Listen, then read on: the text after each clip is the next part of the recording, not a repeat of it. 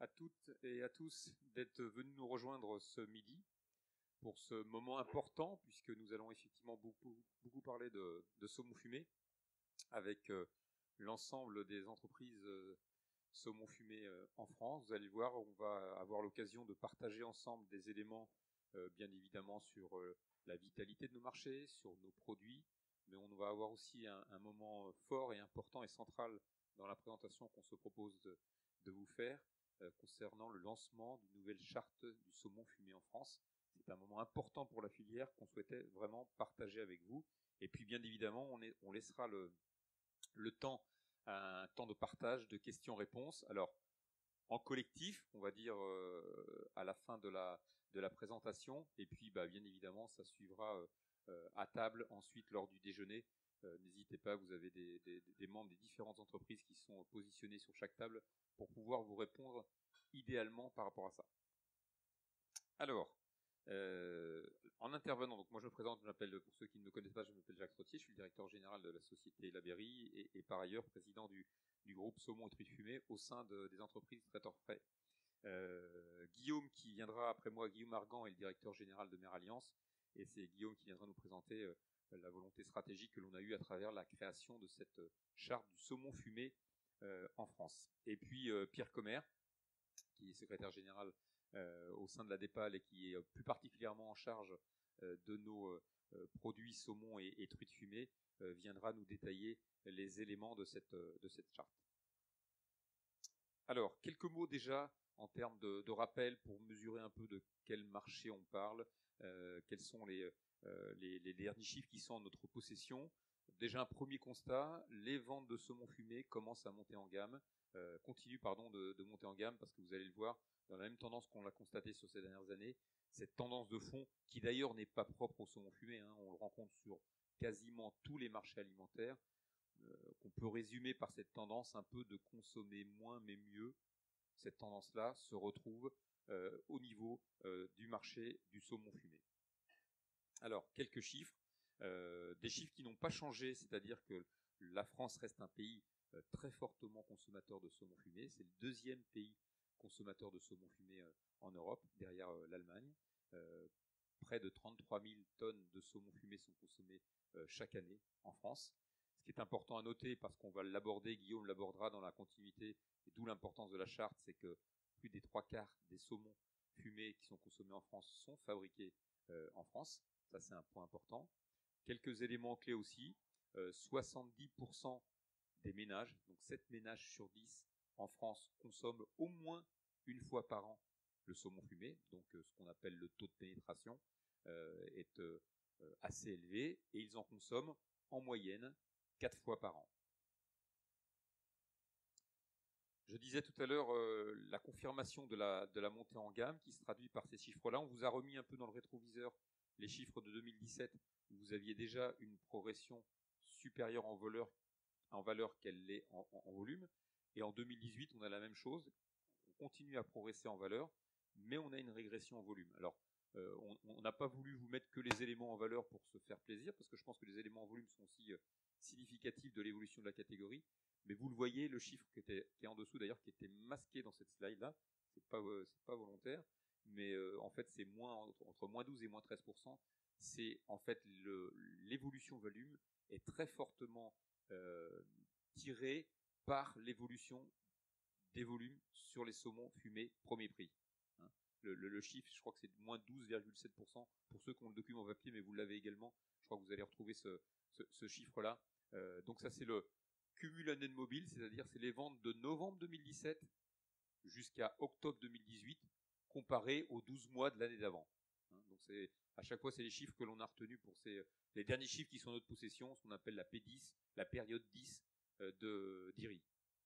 Voilà, donc point important à souligner, effectivement, ces volumes qui sont à la baisse sont essentiellement des volumes à la baisse sur le marché des saumons fumés premier prix, et comme il ne s'agit pas forcément d'une volonté stratégique de l'ensemble des opérateurs ici présents de développer ces premiers prix, on ne peut que s'en réjouir.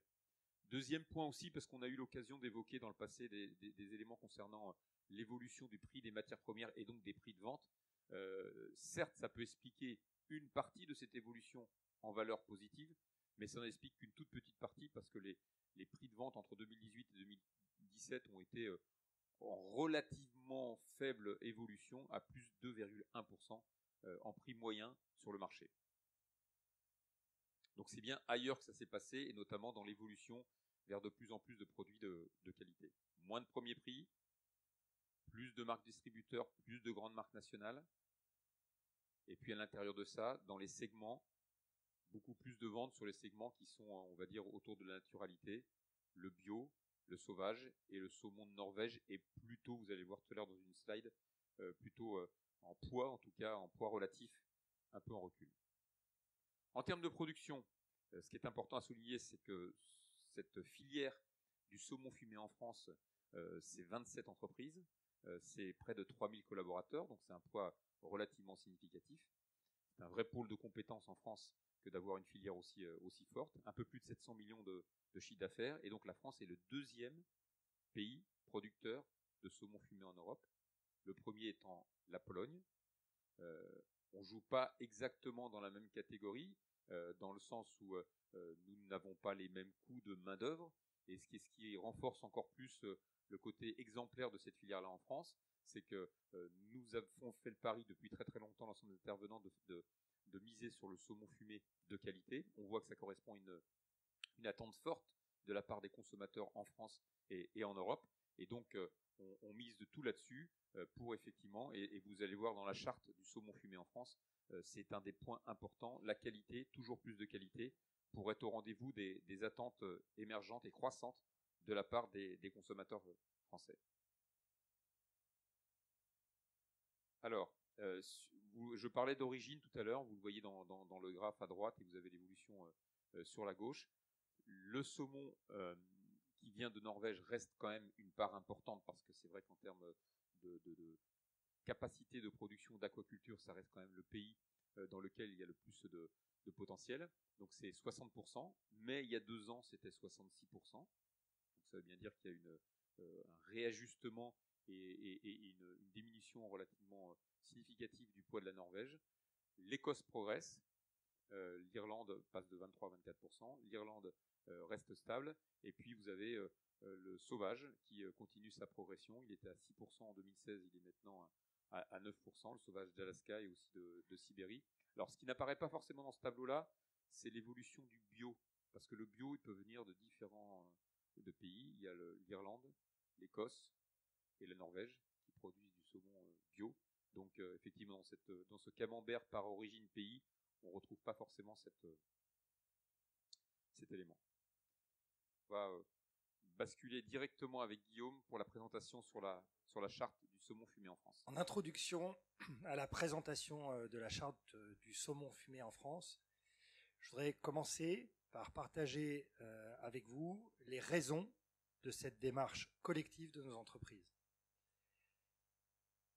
Le saumon fumé est ancré dans la tradition gastronomique française.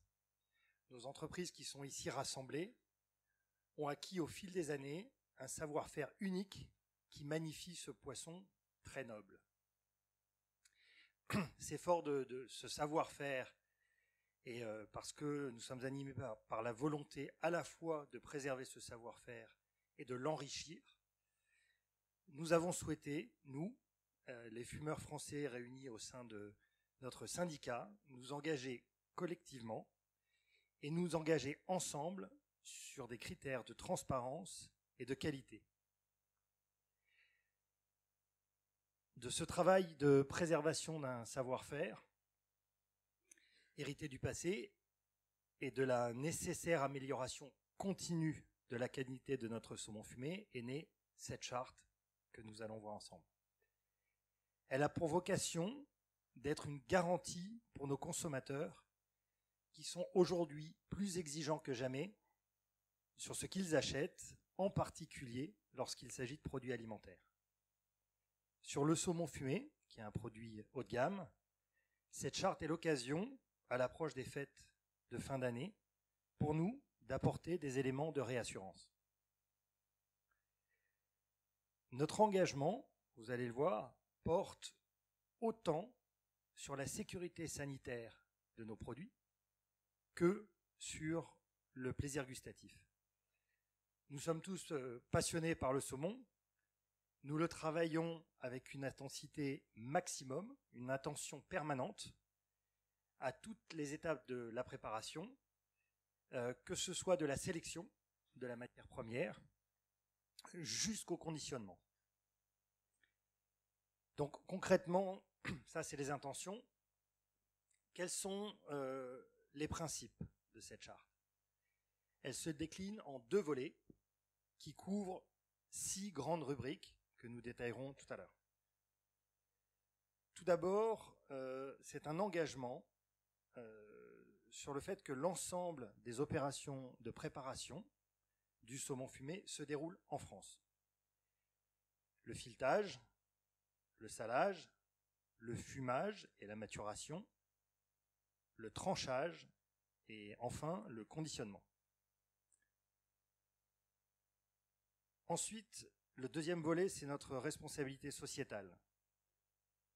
Ça commence par l'exploitation durable des ressources marines, la gestion responsable de nos ateliers de transformation, la maîtrise de la sécurité sanitaire et de la traçabilité, la préservation des qualités nutritionnelles du produit et notre responsabilité sociale en tant qu'entreprise implantée sur le territoire français.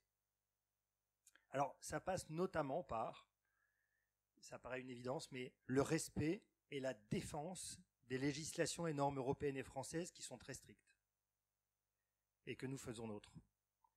Ça passe par des engagements supplémentaires, par exemple sur les OGM, par exemple sur les protéines animales terrestres ou sur les antibiotiques. Ça passe par la multiplication des contrôles et des audits tout au long de la chaîne d'approvisionnement et de transformation. Et la mention sur l'emballage de nos produits que l'intégralité des étapes de transformation ont été faites en France, ce que le code sanitaire ne précise pas aujourd'hui sur les emballages. C'est aussi le refus de compromis sur les qualités nutritionnelles et organoleptiques de nos produits. Et puis, c'est important, la promotion de notre métier en France via le renforcement de notre compétitivité, des investissements qui sont faits sur les territoires nationaux, notre attractivité en tant qu'employeur, vous avez vu qu'on emploie aujourd'hui 3000 personnes, et puis le bien-être de nos employés. Tous ces engagements, vous allez les voir dans le détail après. Mais avant qu'on entre et que je passe la parole à Pierre, je voudrais terminer, c'est important, en disant que cette charte est signée. Pardon, hop, je ne le vois plus. Eh bien, je vais le lire par oral et Pierre commentera. Cette charte est signée par 9 entreprises ici présentes qui représentent 85% du saumon fumé transformé en France. Ces entreprises produisent à la fois pour leur marque nationale, pour les marques de distributeurs ou pour d'autres réseaux que la grande distribution, comme par exemple la restauration hors foyer. Toutes ces activités sont concernées. Cette charte, c'est l'aboutissement d'un travail de nombreuses années pour laquelle notre commission technique a fait de nombreuses propositions. Se mettre d'accord, c'est pas simple, surtout quand il s'agit de se fixer des engagements qui sont par nature contraignants. Je suis heureux que nous y soyons parvenus, tous ensemble, et je pense que le consommateur le mérite. Voilà, pour les détails, Pierre, je vais te passer la parole. Bonjour à tous, bienvenue à cette présentation, à ce rendez-vous qui est maintenant pratiquement annuel, puisque ça fait plusieurs années qu'on se retrouve comme ça en fin d'année pour présenter les actualités du saumon, avec cette actualité particulière cette année du lancement de la charte du saumon fumé en France. Donc, je vais prendre la zapette, voilà, et donc je vais revenir plus en détail effectivement sur cette charte et son contenu. Pour vous expliquer que dans les 2 volets présentés par Guillaume, on a finalement 6 thèmes qu'on a développés dans la charte. Le premier thème, c'est celui de la gestion responsable des ressources marines.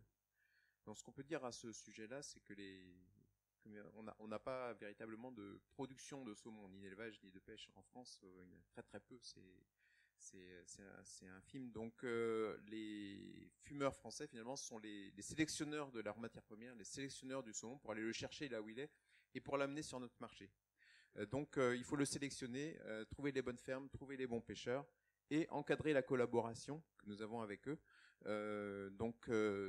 Avec les éleveurs, l'engagement c'est de respecter dans les pays d'élevage qui ne sont pas tous européens, de l'Union européenne, de respecter des règles au moins équivalentes à celles des règles européennes en matière de protection environnementale des sites, d'alimentation provenant de ressources marines gérées durablement, respect du bien-être animal, et puis comme Guillaume l'a dit tout à l'heure, des aliments, pas de protéines animales transformées, pas d'OGM. Donc tout ça est contrôlé par des audits des fournisseurs,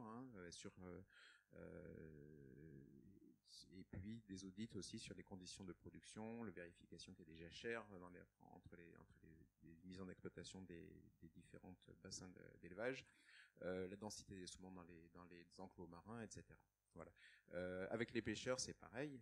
Il y a des encadrements et des surveillances et audits pour surveiller effectivement que les fournisseurs respectent bien les règles de gestion des pêches dans les pays fournisseurs, que ce soit celles nationales ou que ce soit des règles régionales de gestion des pêches qui sont dans les ORGP, Organisations régionales de gestion des pêches, dans les régions de production. Donc le tout peut être complété par des labellisations ou par des certifications type Global Gap, ASC pour l'élevage, type bio aussi comme on l'a vu, type qualitative aussi comme Label Rouge par exemple pour la production, ou encore pour la pêche par des certifications environnementales de pêche durable comme le MSC par exemple. Voilà. Le deuxième pilier que l'on a développé, c'est la gestion responsable et maîtrisée des ateliers et procédés de transformation. Donc là, il s'agit de l'amélioration permanente des procédés de transformation. Et c'est à ce sujet que, comme Guillaume l'a mentionné, qu'on a depuis de nombreuses années une commission technique qui est très très importante puisqu'elle se penche en permanence sur l'amélioration continue de la qualité sanitaire, de la qualité technique, de la qualité technologique de la production du saumon fumé en France. On a des bases de données, elles constituent des bases de données sur toutes les surveillances des autocontrôles que font les entreprises pour mettre en commun toutes les données qui peuvent résulter des contrôles faits dans les entreprises pour pouvoir avoir une vision globale des qualités, que ce soit des matières premières, par exemple sur les contaminations microbiologiques, ou que ce soit sur les contaminations environnementales pour vérifier effectivement qu'on n'en a pas de ces contaminations et qu'on est indemne de ces contaminations sur les achats. Donc il y a aussi d'autres engagements qui vont sur les entreprises, qui sont plus au niveau des entreprises, sur la gestion des consommations d'énergie, de l'eau, la gestion des coproduits, la réduction du gaspillage pour exploiter le maximum des protéines marines dans les produits finis. Et puis dernièrement sur les bois de fumage, puisque sur les bois de fumage, il y a des engagements également sur la qualité de ces bois pour qu'ils soient gérés aussi durablement. Le troisième pilier, c'est la sécurité sanitaire maîtrisée et la traçabilité maximale de la filière. Là, on a un pilier pour cette dimension, c'est un guide de bonne pratique d'hygiène pour la production des poissons fumés, et notamment du saumon fumé, qui est pas tout à fait récent, puisqu'il date de 2008. Mais la bonne nouvelle par rapport à ce sujet, c'est que la semaine dernière, je sais pas, il y a eu un communiqué de presse à Bruxelles qui devait peut-être passer inaperçu, mais qui est très très important pour nous, c'est que ce guide de bonne pratique d'hygiène a été décliné au niveau européen par un guide de bonne pratique d'hygiène européen. Et pourquoi c'est une bonne nouvelle? C'est que ce guide européen, finalement, il est très inspiré de notre guide français, et donc ça veut dire que la dimension bonne pratique d'hygiène, disons, la France est à l'initiative de cette dimension au niveau y compris européen. Donc ensuite on a des audits qui sont faits pour vérifier un certain nombre de points, qu'il y ait des contrôles sur les antibiotiques pour vérifier qu'il n'y a pas d'antibiotiques, puisque effectivement les engagements sont d'acheter des poissons qui sont produits dans des fermes où il n'y a pas d'antibiotiques en traitement systématique, seulement puisque en fait il y a des stratégies d'immunostimulation faites pour éviter ces traitements, donc il n'y a pas d'entrée de traitement antibiotique, donc on le surveille, on le contrôle par des audits. Il y a l'AFNOR qui donne un certain nombre de références également sur les définitions, les spécifications et les méthodes d'analyse. Et puis les systèmes de traçabilité, puisqu'on a des systèmes de traçabilité éprouvés, puisque les étiquetages aujourd'hui obligent à indiquer par la réglementation les origines et les provenances des poissons. Mais il y a une nouvelle révolution en marche dans le domaine de la traçabilité, puisqu'on va très très loin maintenant avec l'information élargie sur des QR codes d'information qui peut être développée donc hors étiquetage. Et donc du coup c'est des choses qui sont en plein boom. Et certaines entreprises se sont déjà lancées dans cette dimension. La surveillance étroite et la qualité dans le respect de la tradition française. Donc là, c'est le 4e pilier de l'engagement. Et ça fait très référence à ce que Guillaume a indiqué dans le premier volet, à savoir l'unicité du lieu de production, puisque c'est l'ensemble des opérations qui vont être réalisées dans le lieu qui est spécifié, à savoir la France pour ce qui est la France, mais qui peut être décliné de manière plus régionale, si on dit par exemple fumer en Bretagne ou fumer en Aquitaine ou fumer dans une autre région. Donc, on mène des contrôles à chacune des étapes de transformation, que ce soit toutes les étapes, donc de la réception de la matière première et jusqu'au conditionnement. Et ensuite, donc, on passe les différentes étapes, donc le salage, donc, on va y revenir sur la partie nutritionnelle, mais on a un niveau de salage. Le salage est une opération très très délicate et très très précise à mener pour concilier l'équilibre nutritionnel d'une part et d'autre part la qualité sanitaire du produit, puisque c'est le sel qui maîtrise la qualité sanitaire du produit. Il n'y a pas de cuisson dans le saumon fumé, donc il faut le maîtriser par d'autres techniques.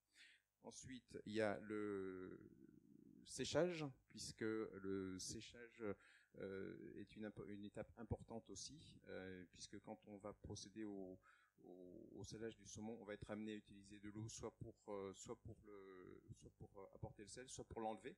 Donc du coup, il faut sécher aussi le saumon pour éliminer une partie de l'eau, et y compris une partie de l'eau du filet lui-même. Et ensuite, le fumage, évidemment, l'opération la plus importante et la plus essentielle, puisque le fumage, c'est celui qui donne sa définition au produit et son nom au produit, et avec une particularité qui a été défendue par la France depuis de fort nombreuses années, à savoir que le fumé est produit directement à partir de copeaux de bois, ce qui a pu être challengé à une époque, mais sur laquelle la France a tenu bon et a pu maintenir cette qualité et cette tradition de manière inébranlable depuis de nombreuses années. Et puis finalement, défendre et perpétuer le savoir-faire traditionnel des fumeurs en proposant dans ce contexte traditionnel, malgré tout, de l'innovation et des nouveaux produits et une animation du marché pour intéresser toujours les consommateurs avec des produits nouveaux. Alors, le 5e pilier, c'est la préservation des qualités nutritionnelles du saumon, dans lesquelles on va s'engager à partir de cette matière première qui est d'excellente qualité, d'excellentes protéines marines pleines d'oméga 3 et de bons nutriments. On va se faire en sorte de les conserver tout au long du processus de production pour avoir ces mêmes qualités dans le produit fini. La qualité nutritionnelle originelle donc est conservée, et le point sur le sel, je l'ai déjà évoqué tout à l'heure, mais je le redis ici.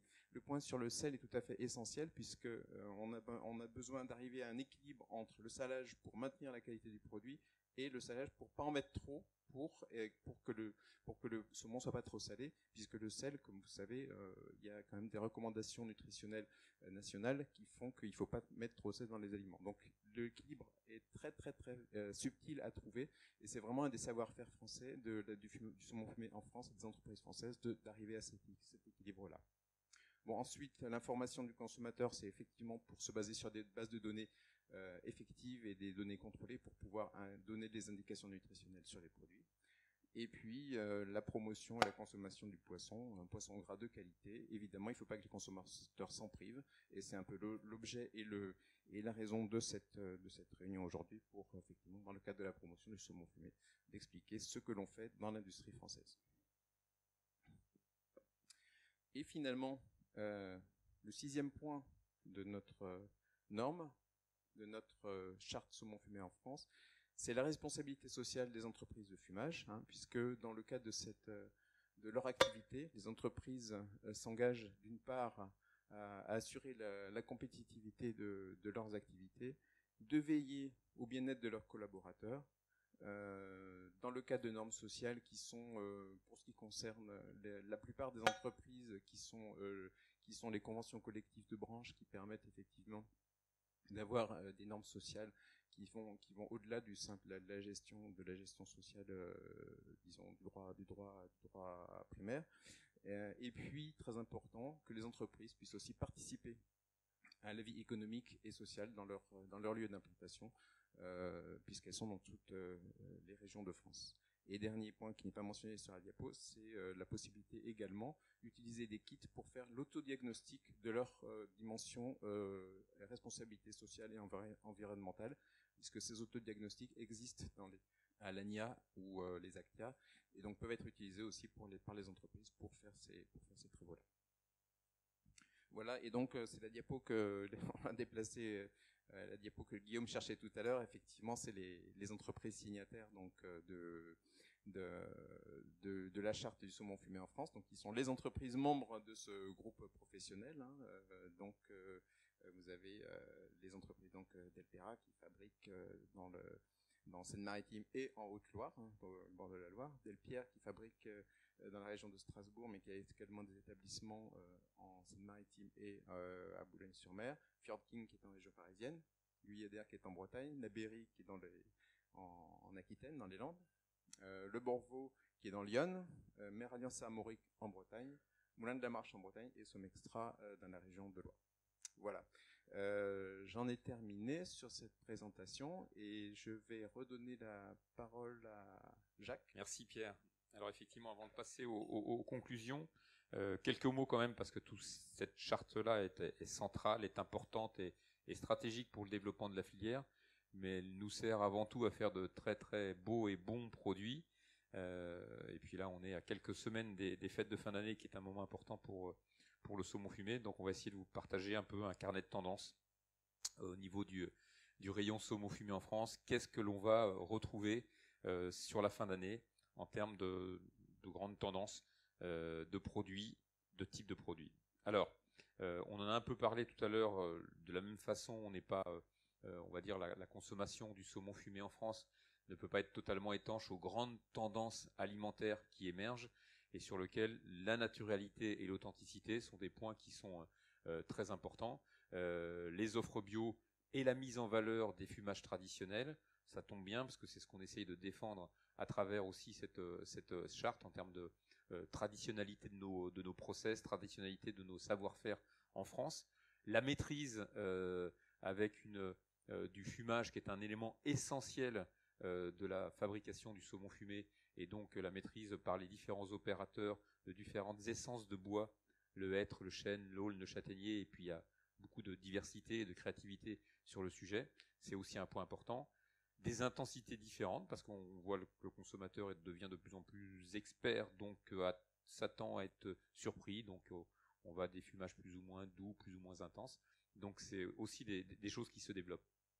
Et puis à travers aussi un certain nombre d'aides à la prise de décision pour le consommateur sur les emballages qu'un certain nombre d'opérateurs font porter.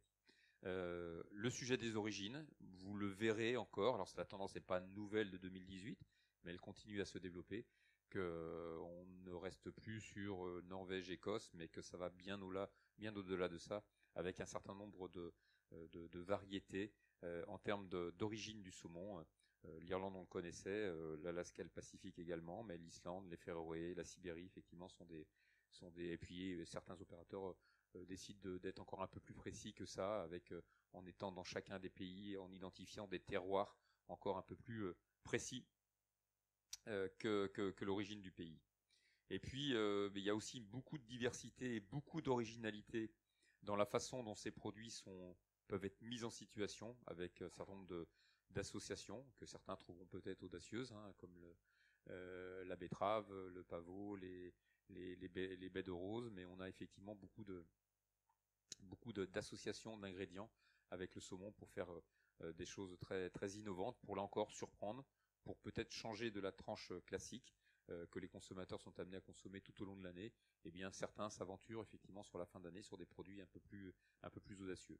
On a bien évidemment les autres découpes que la tranche, hein, les découpes façon sashimi, les saumons fumés en émincé, le cœur de filet, les lardons, les tartares, bref, tout ce qui peut nous permettre d'avoir des produits qui soient parfaitement adaptés, pas simplement à la consommation, on va dire, entrée gourmande, mais aussi à la consommation apéritive. Vous savez que le moment de l'apéritif est aussi un moment important, de plus en plus important dans la consommation française. Donc effectivement, il y a un certain nombre d'initiatives sur des verrines, des brochettes, des toasts, des bouchées, pour répondre, on va dire, à des besoins de plus en plus larges en termes d'occasion de consommation, de moments de consommation. Alors, en conclusion, qu'est-ce qu'on retire de cette présentation ? Quels sont les éléments qui nous paraissent clés ? Le premier élément, effectivement, qui nous réjouit tous, c'est le fait que le saumon fumé continue à se valoriser, continue à monter de plus en plus en gamme. Et ça, c'est une bonne nouvelle sur les marchés de façon générale, parce que derrière la valeur, il y a effectivement la capacité à l'ensemble des opérateurs de continuer à se développer, de continuer à proposer de l'innovation et de continuer à faire développer la consommation des produits.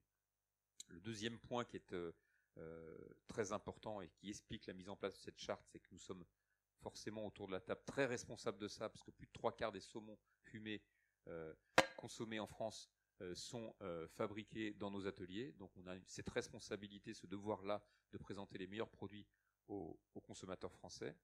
Et puis c'est à travers ce constat-là qu'effectivement on a lancé cette charte du saumon fumé en France, qui est très engageante, que Pierre et Guillaume vous ont présenté, et qui vraiment traduit cette volonté très très forte de faire reconnaître notre savoir-faire qui est spécifique, qui est très différenciant des autres savoir-faire des fumeurs européens ou mondiaux. Une démarche de transparence, parce que cette démarche-là est essentielle auprès des consommateurs français, pas uniquement sur notre marché, mais notamment sur notre marché. Il y a une attente de plus en plus forte là-dessus, donc la filière se devait d'y répondre. Et puis une démarche d'excellence, parce que c'est vrai qu'on parlait tout à l'heure de la comparaison avec un autre pays producteur de saumon fumé en Europe, qui est la Pologne. Si demain la France, ne jouant pas exactement avec les mêmes atouts, veut continuer à se développer, on doit faire preuve de différenciation, d'excellence et de qualité pour répondre aux attentes des consommateurs français. Ça tombe bien, eux-mêmes attendent de plus en plus de qualité, donc on est au cœur de leurs attentes. Donc cette mobilisation, elle a été collective, ça a été exprimé. 9 entreprises sont signataires. Ces entreprises représentent quasiment 90% des volumes fabriqués dans nos ateliers. Donc c'est une charte très significative et qui a été signée par tous les intervenants significatifs sur le territoire français. Et puis j'ai fini par ce point-là. Effectivement, la qualité qui est au rendez-vous des fêtes, avec de nombreuses innovations. C'est un marché qui réagit aussi beaucoup à la qualité d'innovation qu'on peut mettre sur le marché. Et encore sur cette fin d'année, vous aurez l'occasion de le voir en vous baladant dans les différents magasins en France, que vous aurez effectivement sur cette fin d'année beaucoup d'innovations. Et puis le dernier point qui est aussi important, c'est le fait qu'effectivement 9 consommateurs sur 10 vont consommer du saumon fumé sur ces fêtes de fin d'année. Donc ça reste, quelle que soit l'évolution de la consommation alimentaire par ailleurs, la consommation du saumon fumé est toujours au menu de toutes les tables de fête des Français. Donc c'est quelque chose, aussi une responsabilité que l'on a, et c'est avec cette énorme responsabilité que l'ensemble des opérateurs préparent cette saison pour offrir le meilleur du saumon fumé sur le marché français.